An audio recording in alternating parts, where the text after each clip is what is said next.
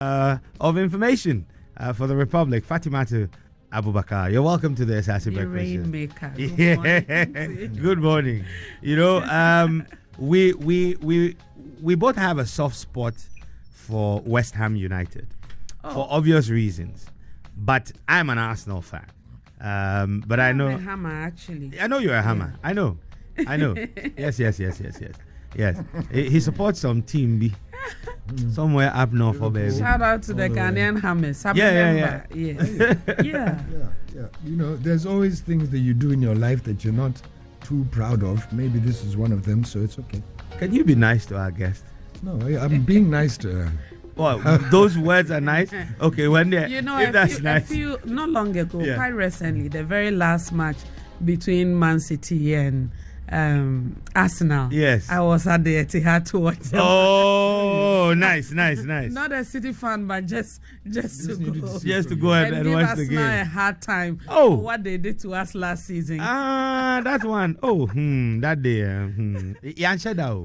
We didn't mean to be bad like that, you know. But thank you so much for joining us. You know, it's quite interesting. Most people know you as Minister of Information, but you took over from Kojopo Nkrumah in the Valentine's Day reshuffle, and brought lots of love to the office. But tell us a bit about you. I mean, of course, you didn't just appear and become a minister. I know you're a lawyer. I know you're an entrepreneur. And of course, you're a politician. But share with us a bit about you. Where were you born? Once again, let me say good morning to you, Kweku and to Kujo, and your cherished listeners. When I reflect on what I am, I think my story is no different from what they call an African child. You know, for a lot of Ghanaians or a lot of Africans looking back at our history, most young people within my cohort come from very humble backgrounds. I was born in the heart of Kumasi, Moshizongo to be precise. Okay. And it's one vibrant community, very active, very loud, very fun.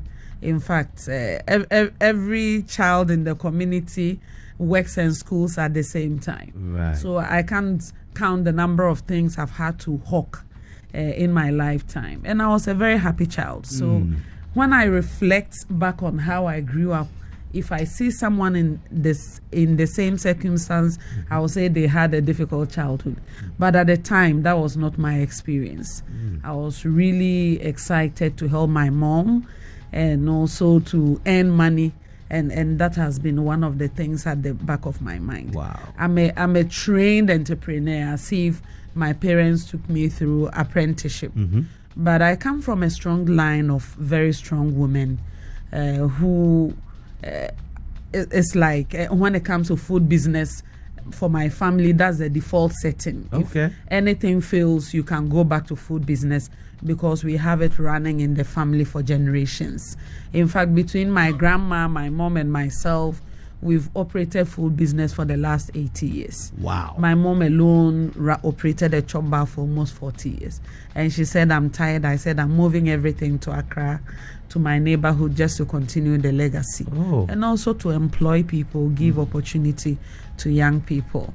So I'm more of an entrepreneur than a politician. Okay. And also, I had the benefit of going to school because my mom is very strict. She was never in the classroom, but she would always say, "Yari ebekumi enkume ba."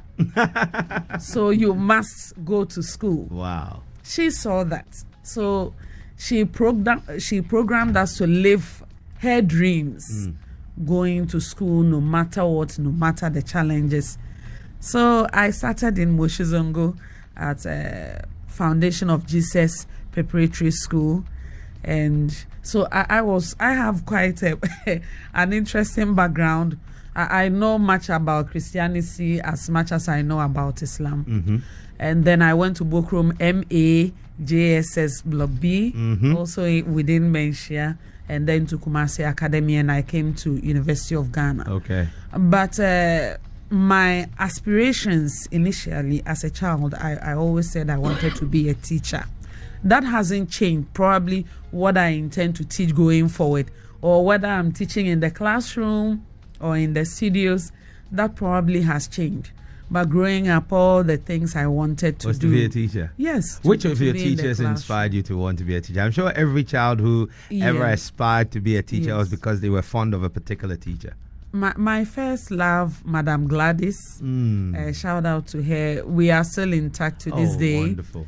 That's my nursery teacher who used to pick us from the house to go to school at Foundation of Jesus. Wow. I didn't like school as much, because as early as 6, 7, 8, you are hawking, you are selling. And you are seeing cash on a daily basis. Seeing cash. And my mom actually gives us some stipend. If you sell food at the chop bar, you go and help her, she'll give you something. Maybe not as much to do any big thing, but at least improve your purchasing power.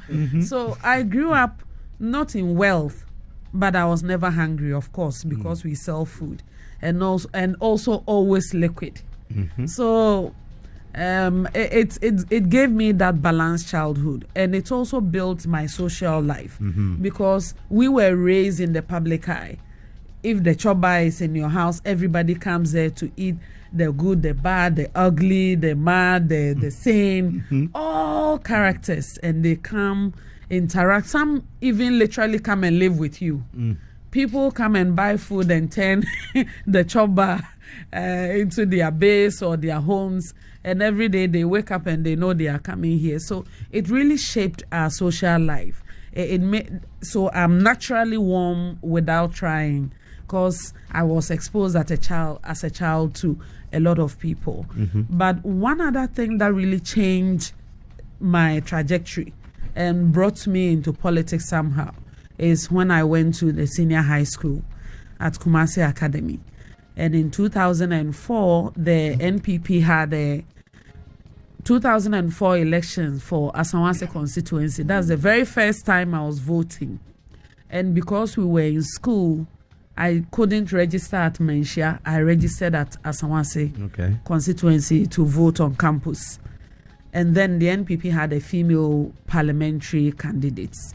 Madam Patricia Apieje, Honorable Patricia Apieje, Deputy Leader in Parliament, Majority Leader in Parliament, and also Member of Parliament for Asokwa constituency. At that time, she had become a mayor of Kumasi, a very popular, firm, likable personality. She was, the first time this woman came to our SHS, I said, this is it. That's the model. Yes, that's the model. Yeah, this is who I want to be. So she gave us some books and those badges with a safety pin that we tie on our belts. And I will always, all the time, just look at this woman and say, that's it. Wow, that's a very beautiful I did not even come from a political background or anything, but the nurturing started from there. And of course, when I went to University of Ghana, I joined TESCOM. But you also ran for office, right? You actually represented... I was the JCR Vice President for Kwafo Hall. 2008, 2009 academic year. Wow. And I was a handball captain for the hall as well. Athletic too? Yes. Okay, there's many layers to this this wonderful person. At the University of Ghana, at the SHS level, at the JHS level, I was playing netball. When I went to SHS, it was basketball and volleyball. I was playing basketball. When I got to University of Ghana, I was playing handball. I was playing hockey. I was a hockey keeper. Wow. Yes, for the whole, I was playing. So I did a lot of things. And I was naturally athletic. Maybe not the best in the team, but if you put me on any court, it doesn't take me more than a day to learn. Wow. But handball was really my field that I won medals. So at the university team, I was a pivot for the women's handball team, and I was a captain for the Kwafo Hall team. So West Africa University Games, bilateral university games in Nigeria, Gusa. We won gold in Gusa in 2008, actually. And Wawug, we won bronze. So I was doing a lot of that, and I love the sports, and the business and everything else. We need to bring you back for a conversation about your life. Because to be honest with you, there are like subtext in a lot of what you said that if we started asking those questions, maybe bring you we some leave pictures here for you to laugh, for you to stream and laugh. Yes, those ones we have to see those. Yeah. But more importantly, I mean, let's come to your current station as the Minister of Information. How well are you doing so far? By the grace of God, we are doing fine. I'm very ambitious and very aspirational. Okay. I think I take so much after President Nana Addo Dankwa Akufo-Addo. Within every given period, I want to do so much. I always, even when people say you are doing well, to me in my head there is so much more I'm supposed to do. So I set many targets and push myself as far as I can go. So I'm never satisfied. I'm always pushing. Even when I achieve one target, I'm looking at something else. But we are doing well. And what I'm trying to do at the moment, my focus is really to strengthen our district's presence at the base level, our presence in the regions as much as I can. Because I remember when I went to Parliament for the vetting, my thinking was that if it's not broken, don't fix it. Kojo did so much at the ministry. Probably one of the longest, Kojo Opon Nkrumah, my predecessor and my former boss. He did so well at the ministry.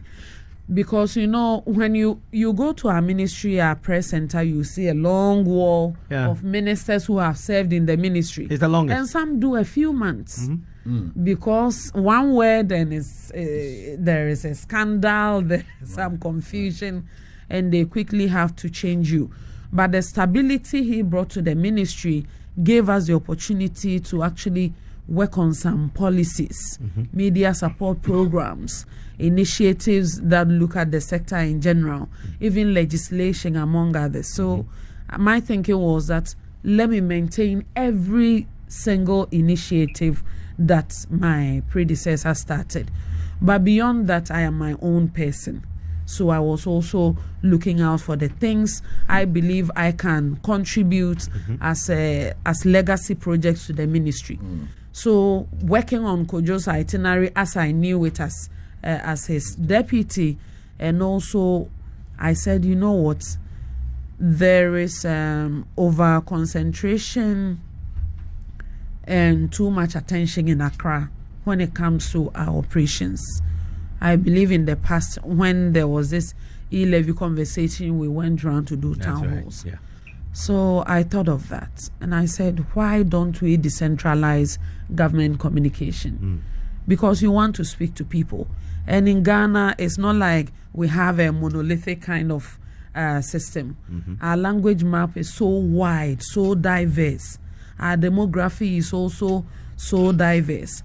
So if you don't take into consideration the appropriate forum and language, you will be so loud, but you miss a lot of minorities in the system who may not know what government is doing. So I said, why don't I come up with something that will really take me outside Accra to the regions together with our information services department and respective teams so that we can engage Ghanaians where they are. And that is how come we started this regional town hall meetings and exhibitions. So what we do is that when we go to a region, we have a 2-day itinerary. The first day we meet journalists, we meet other media stakeholders in the region who have voices on radio. We meet our district information officers and RIO. And then the day 2, we mount exhibition booths for every district assembly to come and showcase government infrastructure and also the economic activities that have been initiated by the assemblies. You remember we have this planting for exports and rural development.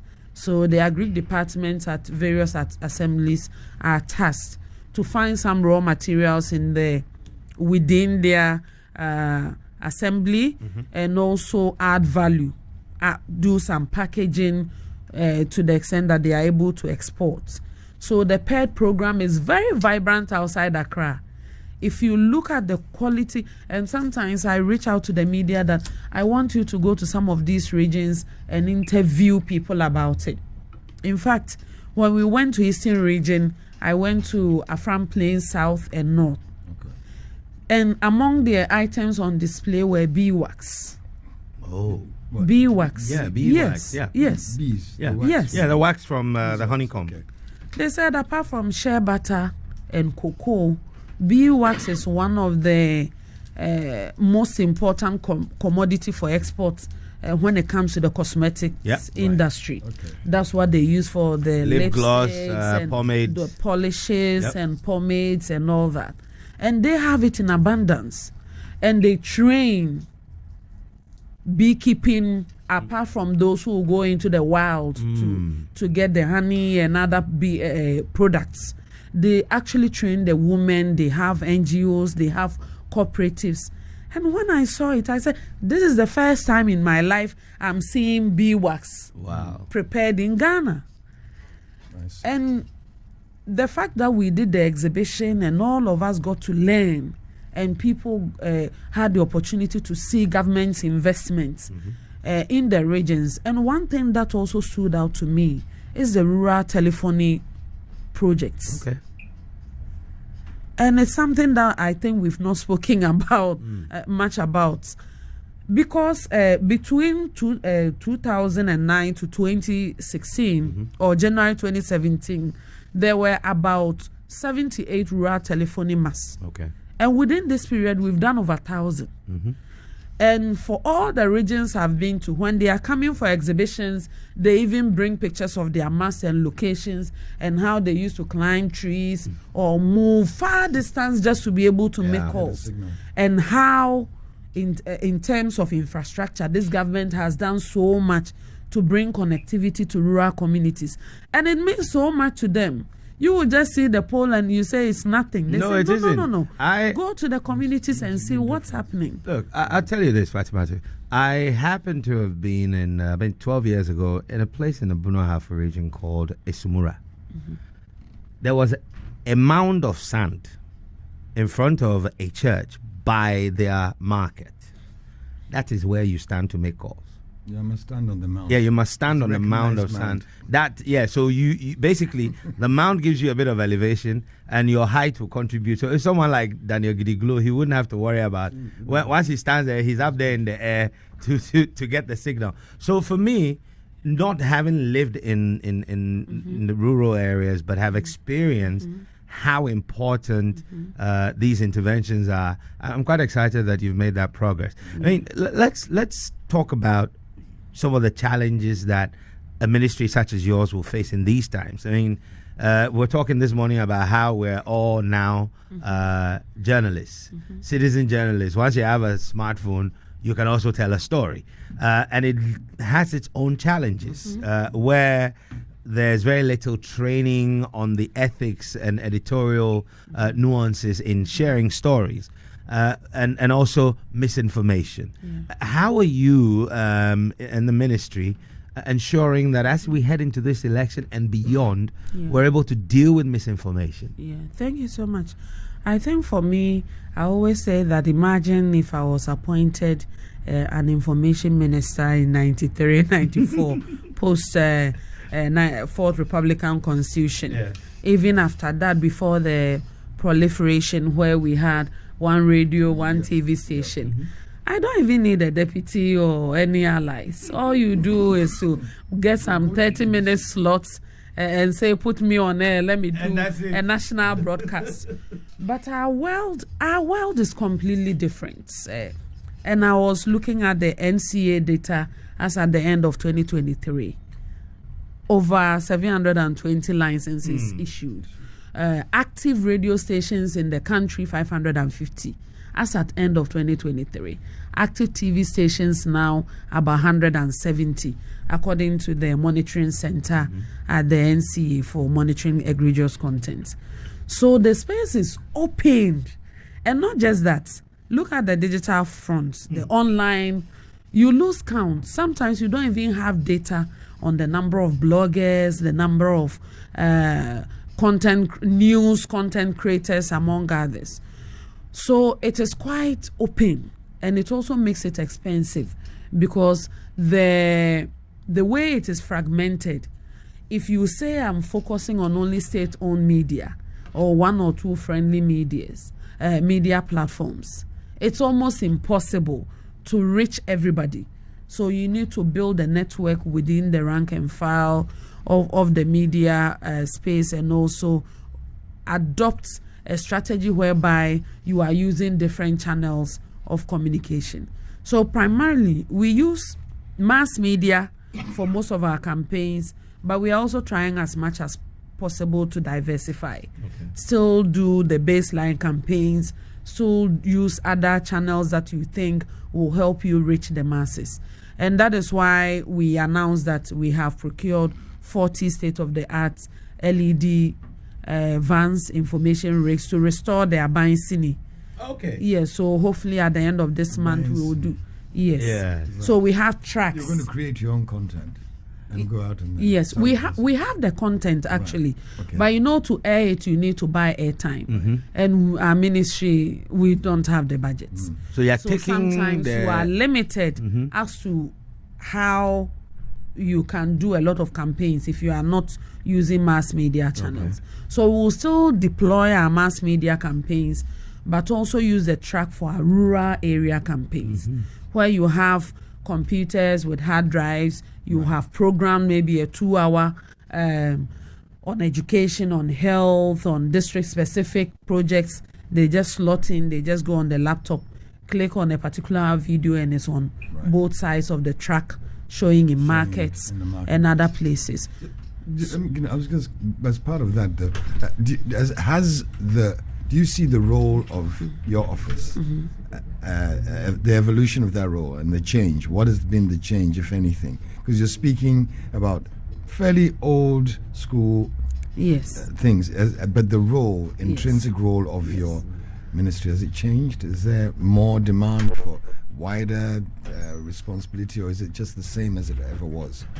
It's not the same. I think the people, I think what has changed is that we are gradually, if you look at the literacy rates, gradually we are getting a very educated population, a more informed population that is interested in what government is doing. So in terms of the demands for, let us know what is happening in this sector, that sector will certainly go up. And it's not as if you will sit and just set an agenda and be sure that 100% there will be compliance along the value chain. But really what we've been trying to do is not, we cannot recreate the old school, but we think we can also not abandon the old school completely, because there are still sections of our population who may, despite the 550 active radio stations, they don't have access to it. Maybe some community information centers, but you ask yourself the content. And also same on content, maybe the proliferation is there, but still, if they are watching telenovela the whole day because there is no content, they are watching some Indian or Mexican or Filipino soaps the whole day, you can imagine.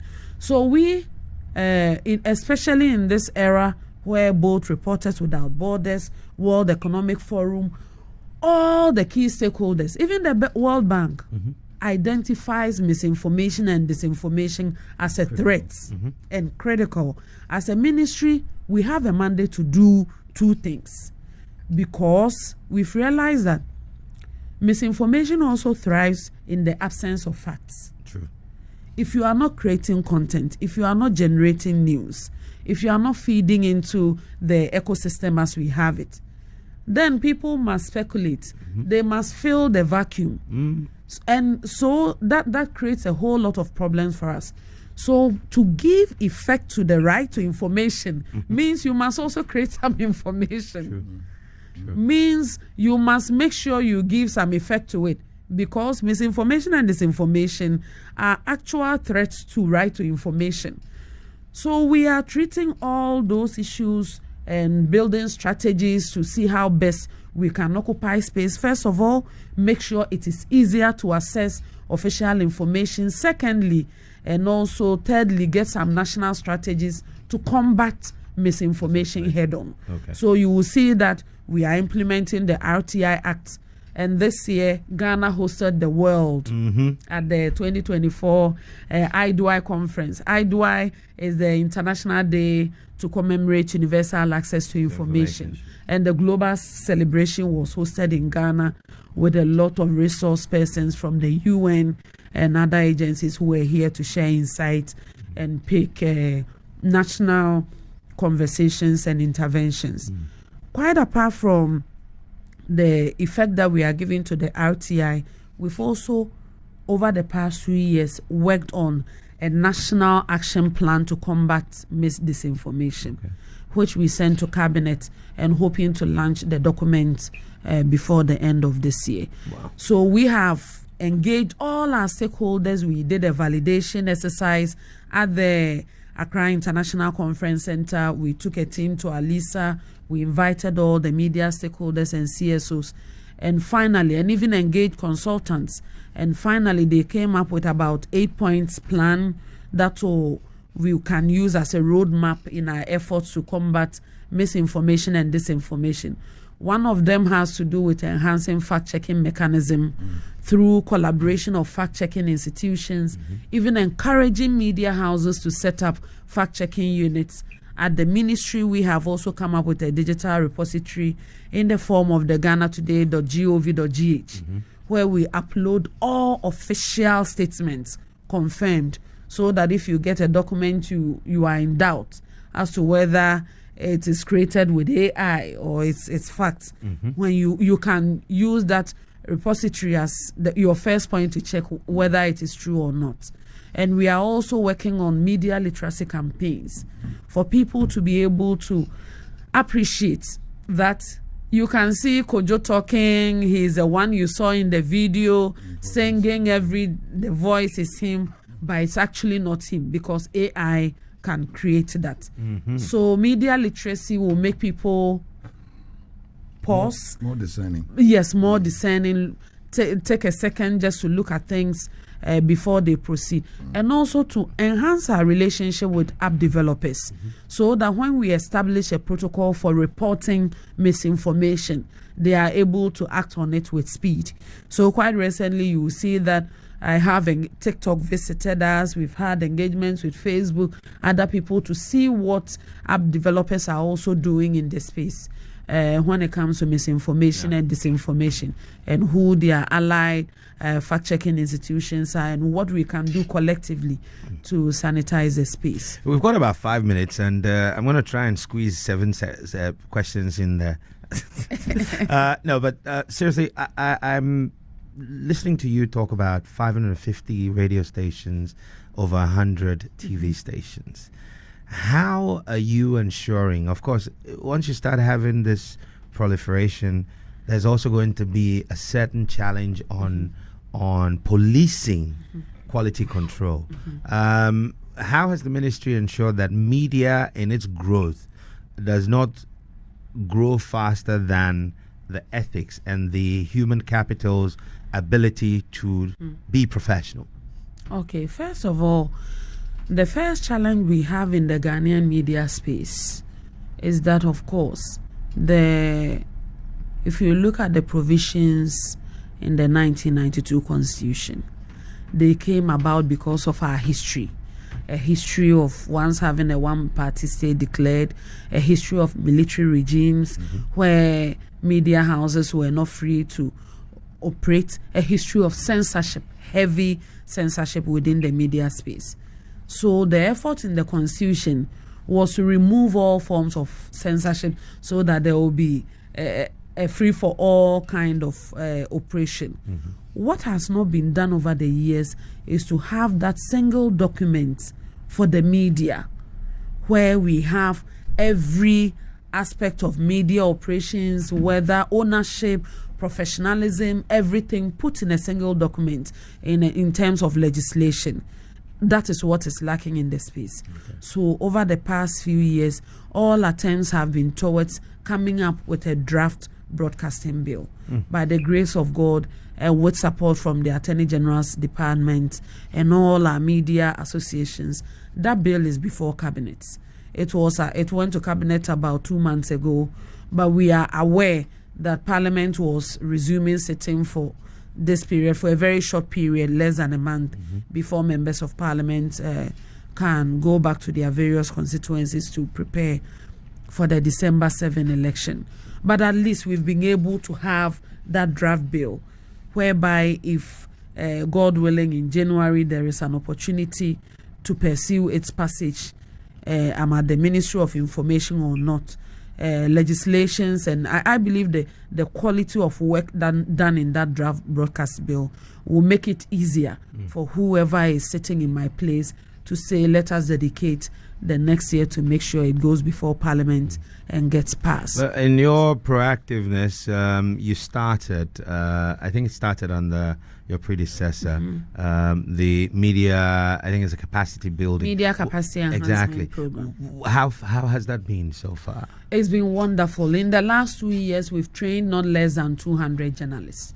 In fact, when we started in 2022, end of 2022, we opened the first cohort in Kumasi under the leadership of His Majesty Otumfuo Setutu II, the Asantehene. He personally opened the first cohort of the media capacity enhancement program for us.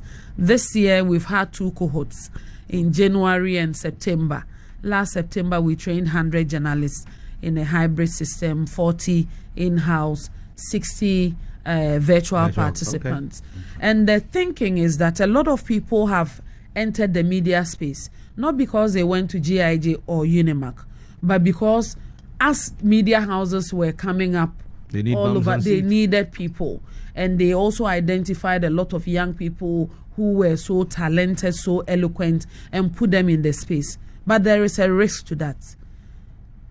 Ignorance of the law is no excuse. Sure. You will hear a lot of defamation suits here and there, enforcement of the Electronic Communications Act, and someone may be in the media, but because they've not had formal training in the space, may not even know the relationship between media and the law and what to look out for. Issues about ethics and professionalism, issues about artificial intelligence and the digital revolution, among others. So we've used that to be able to draw faculty from the various media academic institutions, so that we bring about 10 lecturers together to hold a 1-week training and certificate program for members of the media. Maybe you were in journalism school about 30 years ago. There was no Facebook, no X. Even the marketing strategies. 30 years ago, internet and then do Ghana. Yes, no X, no Facebook. So even the media business has changed. Sure. If your business model does not include social media, does not include the digital space, you may be struggling. Yeah. But these are opportunities we've created for the media stakeholders to take advantage of, so that they can have further training and insights in emerging issues. So far, it's been fantastic, and it's my prayer that successive governments, God willing, Dr. Mahmoud Bawumia's government, will take it up strongly for us to continue the project. Well, on behalf of everyone listening, Monio. Thank you. We're grateful for your time this morning, Fatimatu Abubakar. Any final thoughts you want to share with our audience before you leave? My final thoughts. There is something that I really wanted to say. I think it's not related to my ministry, but I remember hearing a presentation which was done by Paul Adomochre on Good Evening Ghana about some comments that the former President John Dramani Mahama made, showing what he thinks the Ga people need. And he thinks it does not include digitalization, because digitalization you will not get digital kinky.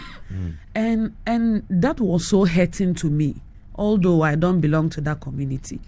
But having lived in Accra and seeing how vibrant and resilient most of the community members have been, I thought it was wrong in all aspects.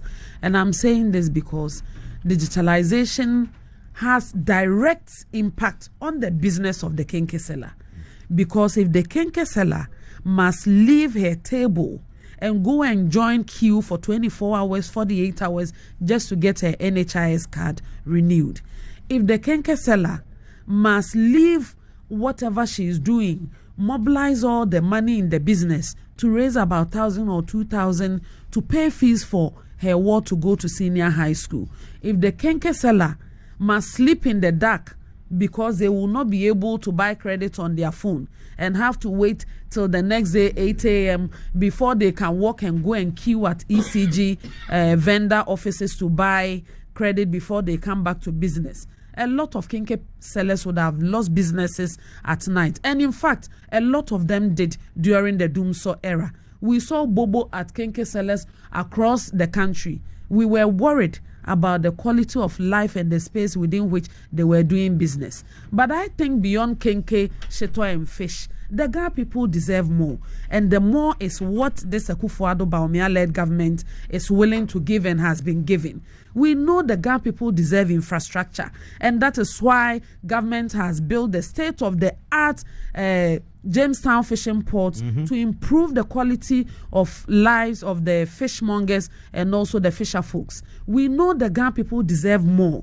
That is why the Kwame Nkrumah Mausoleum has been renovated to give it the glory and honor that it deserves. We know the Ga people deserve more. That is why we fixed the Lekma Road so that Ga mothers don't have to go on bumpy roads to the hospital and struggle to get medical care. That is why we are fixing the beach road. That is why we've renovated the National Museum. That is why we are bringing all infrastructure in Galand. In Galand. Because they deserve more than kenke, fish, and shito. Okay.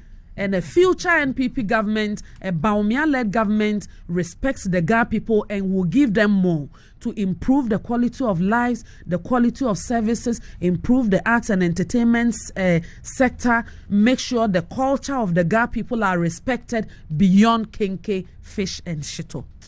Thank you very much, Fatimatu Abubakar, Minister of Information, and a very, very proud African woman from African child. We're thankful for your time, but we need to have Thanks that for conversation. having me. We need to have a conversation about who you are. We're not going to talk any government work at all. But there's some very interesting aspects of you. I would love to make a request. When I come here, What say about your play a song. Okay, what song do you want? NFL remix. NFL. Yes, by Camido. Okay. Yes. We'll find it for you. If we can't play it right now, we'll definitely play it before. Yes, in course of the day. Before the show ends. All right, I will dedicate that to you. Thank you so much, the Honorable Minister of Information. It's 9:34.